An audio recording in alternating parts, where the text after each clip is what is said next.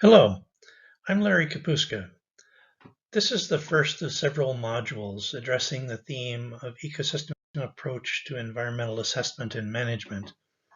I will include aspects of ecosystem services as useful endpoints in this approach.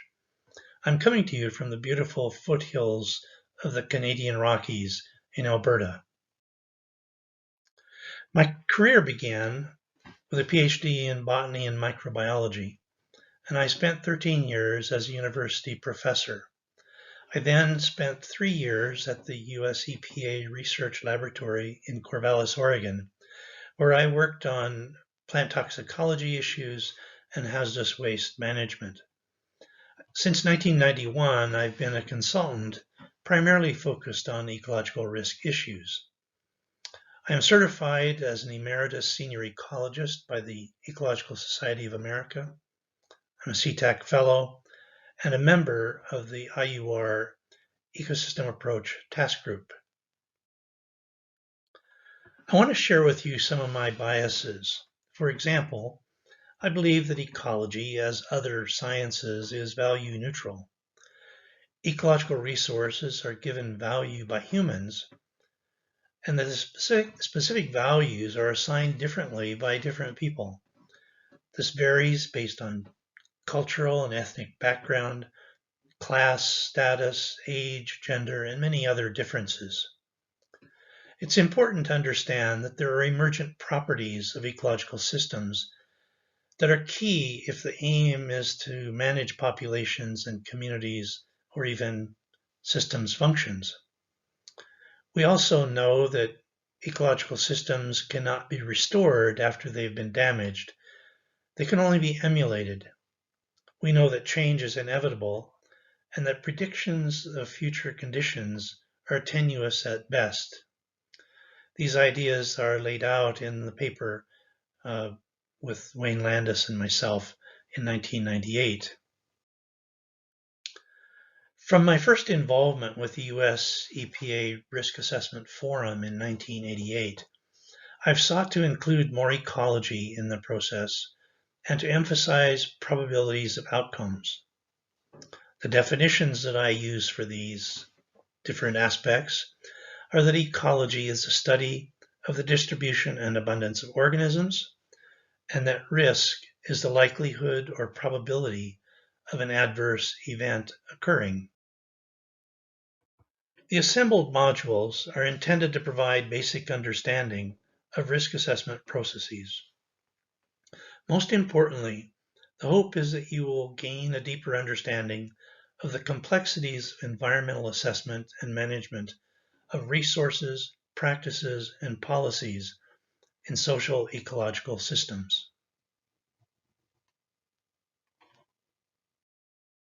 Module 2, Why we Assess Risk. Questions you might be asked to consider as a risk assessor. Is the water safe to drink? Is the food safe to eat? If not, what is needed to manage or reduce the risk?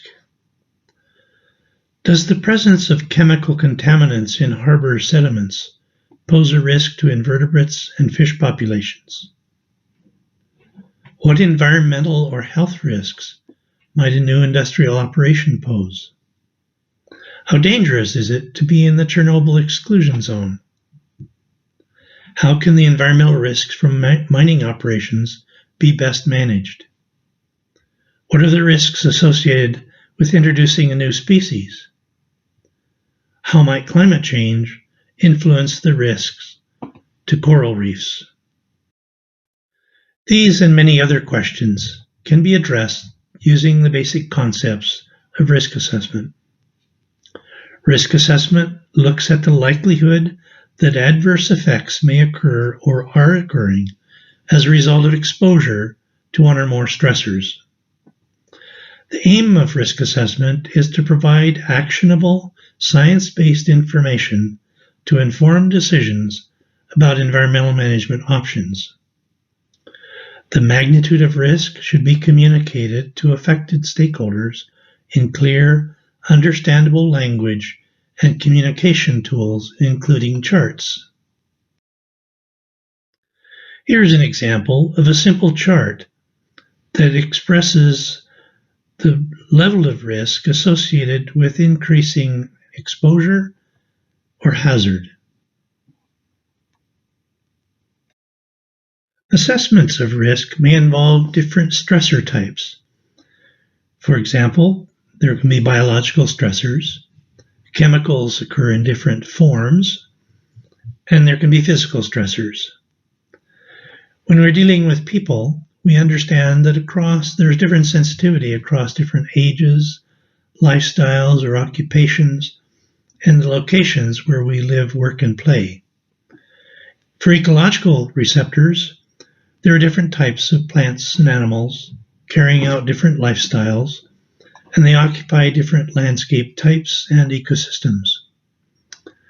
For the life stages of a particular species, they may involve occupying different landscape features across the early, middle, and mature developmental stages. Understanding risk can help inform policies and decisions pertaining to pesticide use. Industrial effluents, energy sources, invasive species, climate change, and many others. Environmental risk assessment involves proper integration of information on exposure and effects to eliminate environmental and health issues and to inform management decisions. I want to acknowledge that portions of this presentation were adapted from a presentation that Dr. Charles Menzies, CTAC Executive Director, prepared for a short course that was presented in Cape Town, South Africa in May 2019. Module 3, Frameworks for Assessing Risk. There are different types of risk assessment in different disciplines. For example, we have structural and slope failure and flood control in engineering. We have different financial risk assessments. And then, of course, we have human health and ecological, which we're most concerned of in this course. In each of these disciplines, the approach is to evaluate scenarios, asking what-if questions in a way that allows us then to describe the likelihood of some adverse consequence that could then be managed in a way to minimize the consequences of those risk factors. If you have a hazardous waste site, a contaminated site, which of these might be employed?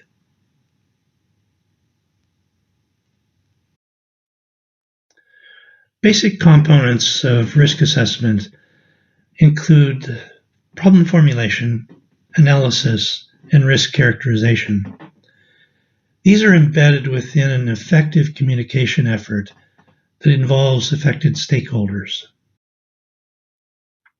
The US EPA published a framework in 1992 that illustrates how the decision making between risk assessors and risk managers are engaged in a planning stage, how we work through the problem formulation, connect that to characterization of effects and exposure in the analysis section, and finally incorporate this information into risk characterization.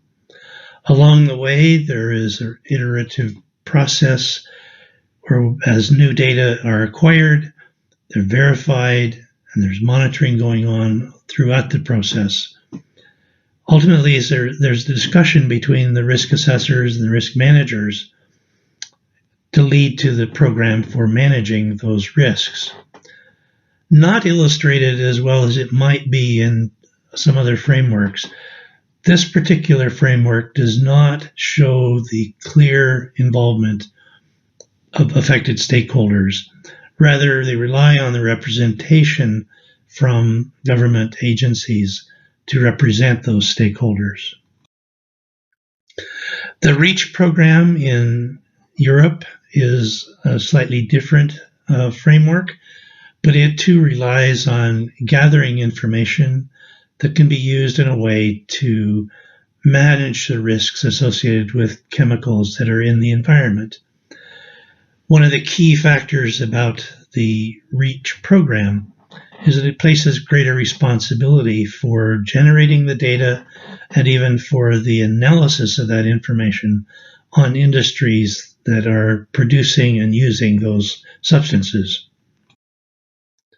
The framework, if we look at it in this fashion, still shows us the very basic components of problem formulation during the information gathering phase, and then the assessment of hazard and exposure, ultimately getting to risk characterization. So even though it's laid out in a different structure, it has the basic components of assessment. Similarly, the World Health Organization and the FAO have produced a framework for looking at microbiological risk assessments. And you see again the same components. Identification can be considered problem formulation. Hazard characterization is the effects component. Exposure assessment, simply looking at how much of the substance, how much of, in this case, the microbes are reaching potential receptors, and all of this information is brought together then to produce a characterization of the risk. In another framework, we see the same sort of relationship of problem formulation, analysis that is then leading to characterization, and ultimately here, the emphasis in their phase 3 is risk management. So a slightly different order to things, but following the same basic elements. When we look at different programs and different situations in the environment, we have some things that are futuristic, and that's where risk assessment actually comes into place. Risk is always a prospective effort. We're looking at what will happen with a new policy, with a new permit, with a new technology, with a new chemical. Some examples might be, if we were to register this particular pesticide, how is that going to affect the information that we can gather relative to non-target organisms in aquatic and terrestrial systems? Will it be safe? We can also then have exposures. In this case, they have to be modeled because it's an assumption of how this is going to be released into the environment. On the other hand, we have certain things that have already happened. We have hazardous waste sites, we have spills. These are effectively a forensic effort, and I choose to call these forensic ecology efforts. In the literature, these are sometimes called retrospective risk assessment, which in my mind is a nonsensical term because you're predicting the past. Actually, what forensic ecology is attempting to do is identify probable causal factors that explain what we're currently seeing. This is applied at mining sites, spills, other contaminated waste sites. And one of the key differences here is that exposure can actually be measured, whereas in the true risk assessment, it has to be forecast. There are, again, other sorts of procedures. Here is a linear framework. It has the same components in the risk assessment portion, and then there's an emphasis on risk management. Risk assessments are often carried out with a tiered approach. This allows the level of effort to match the magnitude of the concern. One begins with a highly protective, essentially a worst case scenario that may be very unlikely, in which we assume maximum exposure to the substance, and we assume the receptors have maximum sensitivity or responsiveness to that substance, to that stressor. Oftentimes, this is treated as a quotient in a screening tool. And if the concentration that is assumed is less than the threshold where we expect a response, then we can safely consider that this is an acceptable risk. And at that point, we can end the investigation. If, however, the threshold is exceeded, that is, the exposure is going to be greater than the exposure concentration is going to be greater than the threshold for the response in our assumption, that does not mean that there is actually a problem, but it means that we need to do more work to dive in with greater detail to see if we can understand the problem a little bit better. More detailed work is involved, and by changing the assumptions toward ecological realism. Now, this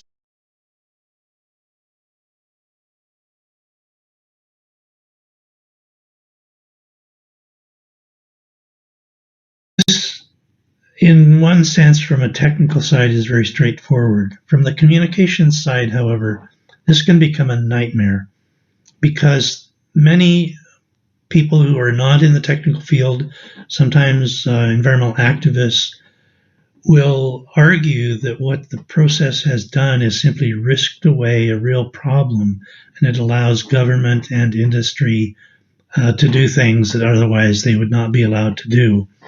This is not the actual case, but it is how it is often interpreted and is portrayed. So in dealing with early reports from screening and scoping levels, one has to be very careful in the communication of what that really means. Here's another way of depicting this, that at the scoping level, when we start with perhaps a back-of-the-envelope risk assessment, we're looking at what is possible. And if we fail, if we exceed the thresholds in that case, we can then move toward the screening level assessment, in which we now think of what is plausible. And if that does not give us the information that it is safe, if it still exceeds the threshold, then we can go further and we do a definitive risk assessment in which we look at what is probably going to happen. So we go from possible to plausible to more likely than not. And this is the phases that we go through in a tiered approach. Another way of looking at this, a very complicated slide, but I think it will become clear. We start out looking at this default assumption, the black line, as a threshold. When we begin with our default assumptions as being very low, anything to the environmental concentration that is below the black line, we can safely assume that there's no adverse consequence expected. If it's above that line, we will argue that adverse consequences are presumed. So as we look at increasing the concentration of whatever stressor we're looking at, whether it's chemical, physical, or biological, we eventually reach a point where there is some actual threshold response. Notice that all of these screening, scoping, and definitive levels are below that threshold. When we exceed the threshold, the actual threshold, this is where adverse consequences may be demonstrable. And the reason I emphasize maybe is that organisms and communities and ecosystems have compensatory processes and resilience that may mitigate such effects so that the effects are not realized. This is a reality that is often lost when we look at communicating the risk. We may predict that we're above this actual threshold, and it's prudent to act accordingly and say that it's not safe. But when we actually go out into the environment and look at the systems, we may not be able to document that an adverse effect has actually occurred. So another way of looking at the tiered risk assessment process, in Tier 1 or scoping, we start out, it's very coarse, we have minimal data, they're highly protective default assumptions. If we proceed to screening Tier 2, we have some refinement of the process, more data are acquired, we're still relying on protective default assumptions. Some do not consider these actually to be risk assessments because they are generally limited to quotient methods. The Tier 3 or the definitive goes into much finer detail. We consider data, there's considerably more data acquired, and there's greater realism placed on all the default assumptions. Seeing this schematically, and the purpose of risk assessment ultimately is to make a decision, the value of the tiered approach is that when we go through the scoping exercise, if we have enough information to make the decision, either it is so de minimis that nothing needs to be done, or it's so egregious that it doesn't need to be studied further, we go directly to a management framework. This is a point of making a decision, and at that point, the effort of assessing the risk is complete when that decision is made. If we're not comfortable yet, we go to the screening, we repeat that. Again, at the end of that, if a decision is possible, we end the effort. If not, we go to definitive. And this is where we are finally going to reach a decision. Again, it could be that it's not significant enough to worry about, or it is such that it requires a mitigation strategy.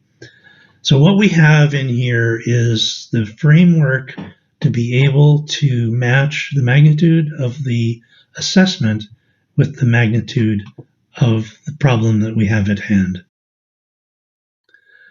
And finally, just summarizing all this, we have the iterative process of going through the different components.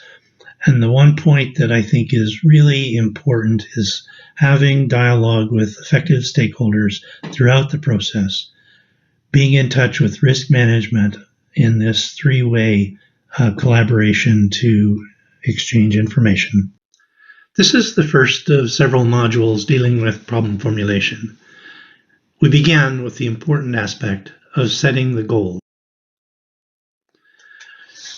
It is very important to understand the management goals in the decision space that will guide all of the work and the ultimate output of the risk assessment.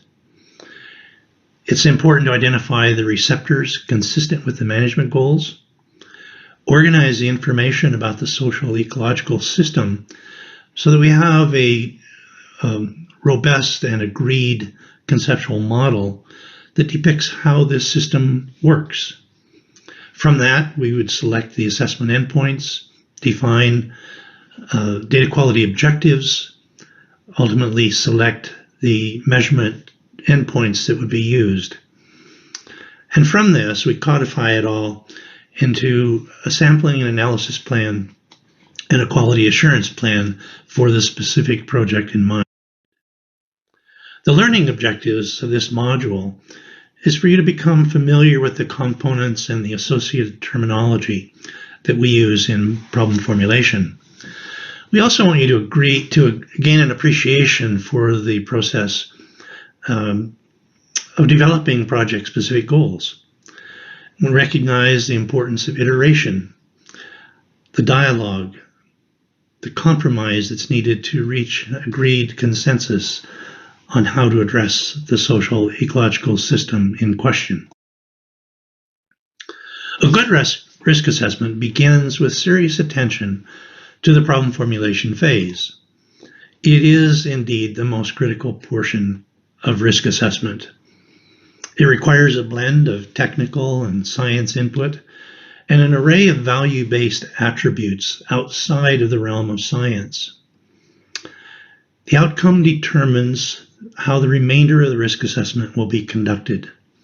Ideally, there should be at least 50% of the cost and effort of the overall risk assessment devoted to getting all the details organized in the problem formulation phase. Unfortunately, this is seldom done. It's glossed over. It's very hard work, even though it may seem straightforward. Reaching consensus requires a great deal of dedication to reach the goals. So in working through this, one can have leading questions about the pending assessment that is to be done. What decisions are to be made? Specifically, in a very unambiguous way, identify exactly what decisions will be expected at the very end of the risk assessment. Who is going to make those decisions? Is there a designated authority, or is it more of a communal consensus? What input will all the various affected stakeholders have regarding the decision that is to be made? And very importantly, what other factors, particularly things such as the overall cost and the time required to get the information, how will these factors influence the work to be done? This is the second module in the problem formulation series, identifying receptors. It occurs after we have understood the management goals and have a good understanding of the decision space. The setting of this risk assessment is very important. What is the spatial area of interest for this particular project? How many distinct landscape features exist within the area?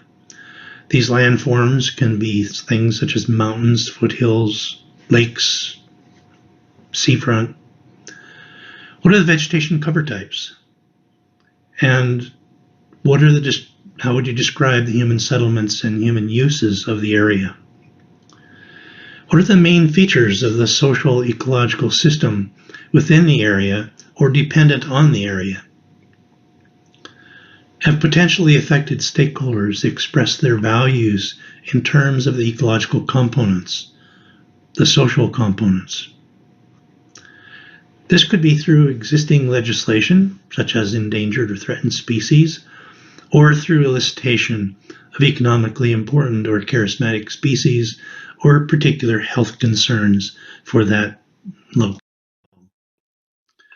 From the social context side, what are the demographic conditions that are prevailing and of interest among those who might be the most vulnerable to the stressors that are expected to be the focus of the assessment?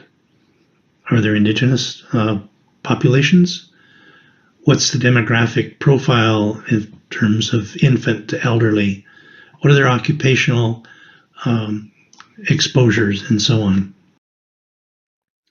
Choosing among candidate receptors is a very critical aspect. Which of those candidate receptors are thought to be the most susceptible and therefore are elevated to priority status? Which of the candidate receptors might serve as surrogates for other receptors of interest? Are there data available for any of the candidates' receptors in terms of their susceptibility to the stressors of interest? Considering time and budgetary constraints that would have been defined in the goal setting portion, how many receptors could reasonably be assessed?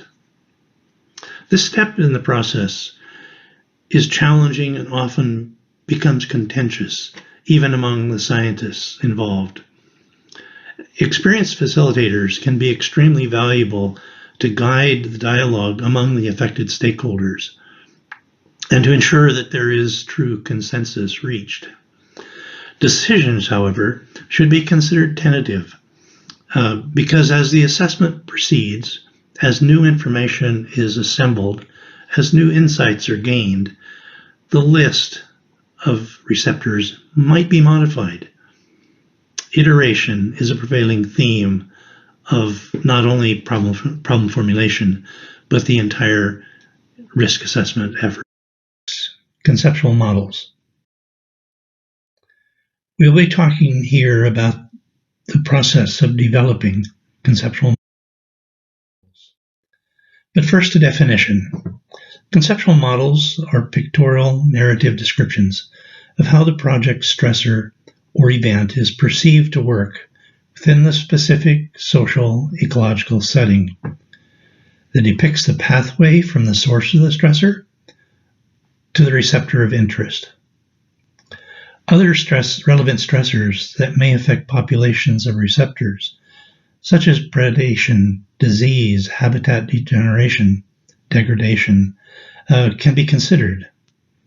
Conceptual models are not about getting something right or wrong. There are just alternative ways of expressing the information. They are often organized around trophic food webs.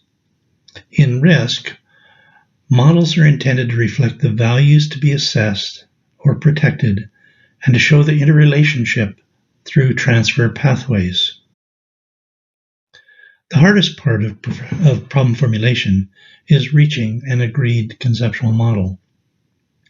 The overarching goal is to build a conceptual model that is effectively in communicating an agreed understanding of the social ecological setting and how the substance, project, or policy will influence that system. Like all wicked problems, reaching the agreed understanding must be negotiated anew for each situation. As new information or insights are obtained, the conceptual model may require modification. As the process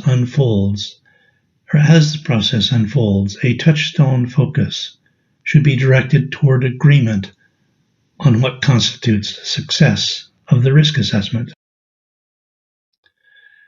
Fortunately, there are guidelines, and here is just one of them that was produced almost 2 decades ago by the ASTM, and it was focusing primarily on contaminated sites. But the steps involved in creating a conceptual model are similar for both historic sites, legacy sites, and release of new substances. What follows are various examples of conceptual models. We'll go from some that are very simple to some that are complex. These are intended to be self-directed study and will not be described in detail in this module. One of the simplest ones would have the source of the material in soil, an intermediate food item, the earthworm, and a songbird. On the left, we have listed several chemicals of concern, all of them being metals or metalloids. And so what one would look at here is the transfer of the metal from the soil either directly to the songbird or through the food item, the earthworm. The dotted line would not need to be measured, or would not need to be modeled if direct measurements of the transfer from soil to earthworm were to be made available. We can take a very similar model, but now add additional parameters. So this time, the endpoint that we're looking at, the assessment of the omnivorous duck, it might be a mallard. We have the contaminants in sediment and the contaminants in water. But now we have information about the concentration of these metals in the aquatic invertebrates and the aquatic plants. So there are actually 4 different sources of exposure for the assessment species, the omnivorous duck. Conceptual models can also be represented in a more pictorial form, which is something that will improve the ability to communicate across non-technical audiences. So in this case, we're simply looking at a groundwater contamination that comes from an industrial site, and then it's illustrating various routes of exposure through the vapor or to off-site wildlife that might be exposed in this system. Add to this in more detail and look at some of the illustrations of precisely how the chemicals move from the source to the various compartments in the system. And of course, one can translate these different compartments into computational models that mirror what we see in the pictorial description. We can add different flavors to this as we look at different kinds of contaminants. And we have alternatives of, instead of a pictorial, we have the box and arrow diagrams. Each of these are different examples of conceptual models. They are useful if they help guide the information that's necessary to make the assessment. And we'll just look through a few other examples where different focus points are identified in the conceptual model. It would be what would be agreed among stakeholders as the way of accomplishing a proper risk assessment. Now, I'll end with two situations, a very interesting difference that happens when we layer on the social side of the stakeholder participation.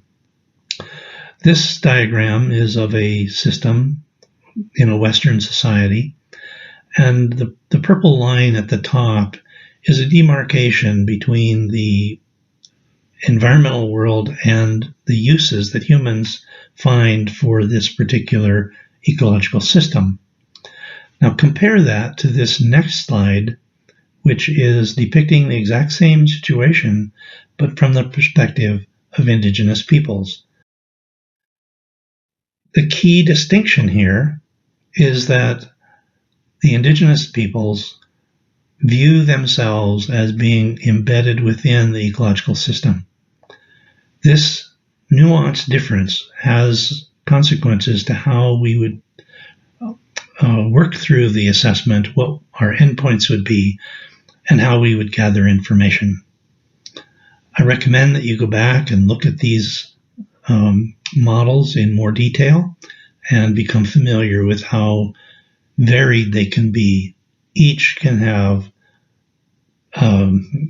each will have the possibility of meeting the objective of creating a good description of how the system functions so that a proper risk assessment can follow. Module 7, Selecting Assessment Endpoints.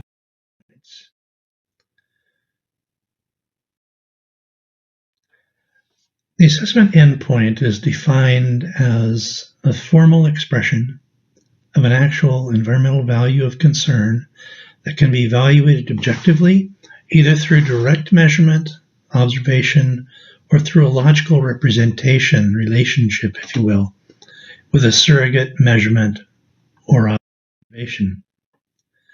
Operationally, the assessment endpoint at a minimum includes an entity, an attribute, and a location. Time period can also be useful, but it is optional, as it may be specified in some regulations. So what is an entity? An entity is the species or population of interest. An attribute is the number, size, rate, or condition of that entity. And a location specifies where it is, for example, a reach of a stream or a particular watershed or a valley. These definitions are derived from Souter et al. In 2000 and the US EPA in 2003, as well as Barnthouse. Some examples of ecological receptors, and these are then color-coded, so we have an entity, attribute, and location identified. So an assessment endpoint could be the growth of trout in Fish Creek. This is an organismal attribute. It's associated with individuals in an assessment population. A second example would be the productivity of trout population of the trout population in Fish Creek. This would be a population attribute associated with the assessment population. Another example would be the average productivity of trout populations across region Y. And so in this case, we're looking at multiple subpopulations across this area.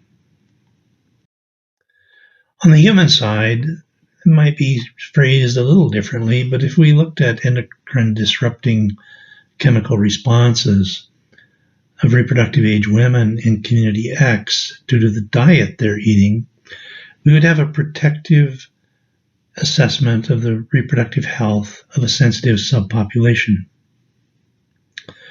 Alternatively, we could have the concentration of arsenic and nitrate in blood of children in community X that they are getting from the drinking water. This again would be protective of individuals of a certain age group.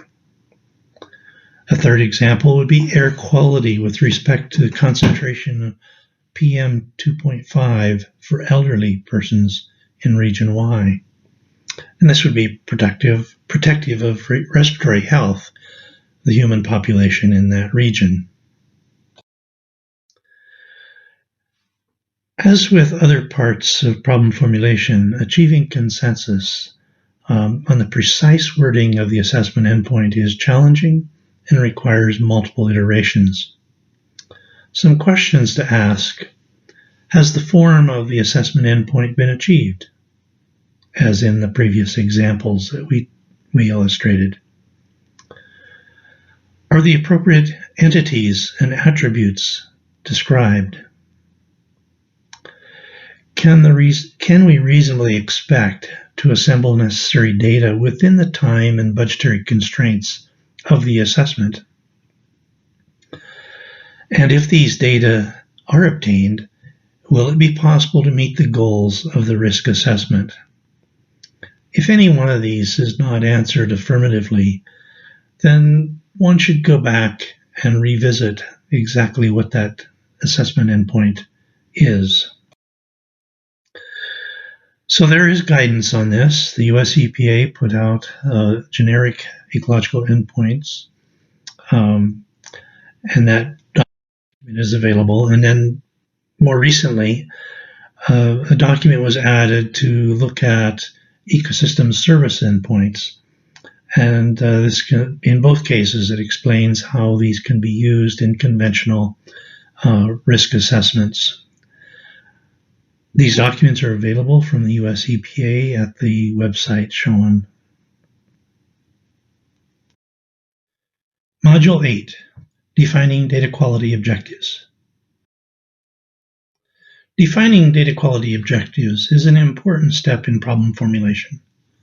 It occurs after the assessment endpoints have been selected. Unfortunately, it is often skipped or given only passing consideration. How good the data need to be so that the informed decisions are possible. The process requires consideration of the data requirements and must balance these needs with the costs of acquiring data. Note the distinction between support and inform in the terms communicating risk.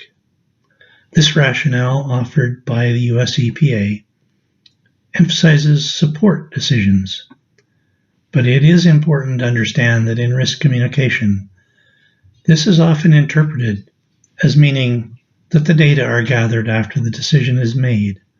A much better word to use is inform. The DQO process can be considered as a thought experiment, as the assessment team anticipates how the information will be used in the analysis and characterization phases of risk assessment. In particular, data are obtained. If particular data are obtained, will the information be good enough for the intended purposes? This involves thinking about the decisions to be made, the statistical power required to be able to have confidence in the data, and much more. For example, the choice of measurements and analytical methods depends on the precision and accuracy needed to address the specific current concerns of the risk assessment.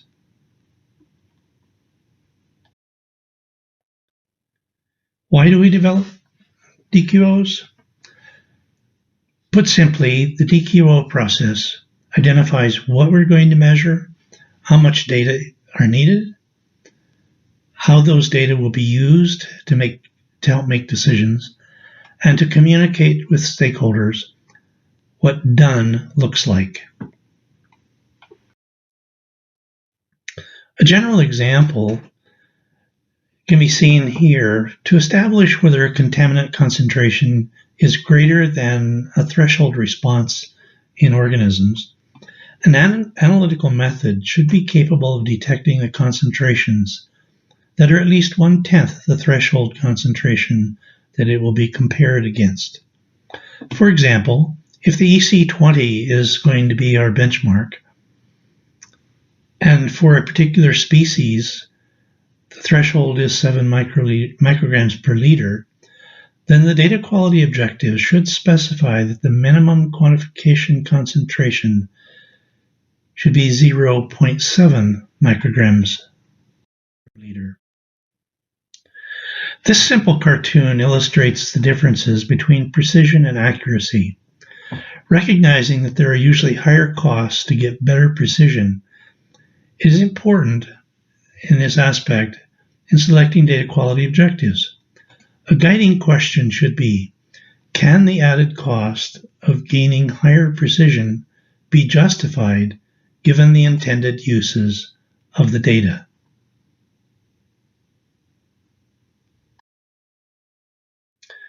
EPA has produced a guidance document. As it is written, it focuses on chemical analysis. However, the basic approach can be used for any measurement type, such as quantifying the abundance of a particular species at a site, or reporting the extent and magnitude of physical parameters. 9. Selecting measurement endpoints. The measurement endpoints will reflect what has been described already in the data quality objectives, specifically dealing with precision, accuracy, and cost. The definition of a measurement endpoint is that it is a categorical or quantitative expression of an observed or measured parameter and is linked directly to the assessment endpoint. For example, a school of fish may be observed directly, or the effect of the substance may be evaluated through inference using toxicity tests from indicator or surrogate species and predicted exposure of members of the population. Examples of measurement endpoints might be the mass of fish in a particular water body, the rate of growth of young-of-year fish in a water body, yield of grain in a field, the number of offspring in a population, the rate of soil respiration. Guiding questions to ask when selecting measurement endpoints include, will the parameter being considered tie back to the assessment endpoint in terms of its entity, attribute, location, and timing? Can one reasonably expect that the measurement can be made? This may involve logistics of getting to the field, getting material for a laboratory measurement, or other cost limitations. If using an indicator or a surrogate measurement, how robust is it?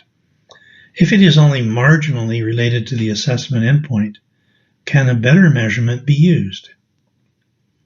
What is known about the precision and accuracy of the measurement technique? Do results vary wildly among different persons performing the tests? Should contingencies be considered to get around unknown problems in the field or in the laboratory? And other questions could be anticipated. Be open to alternative methods and alternative measurements. As the assessment plan comes together, modifications may be warranted.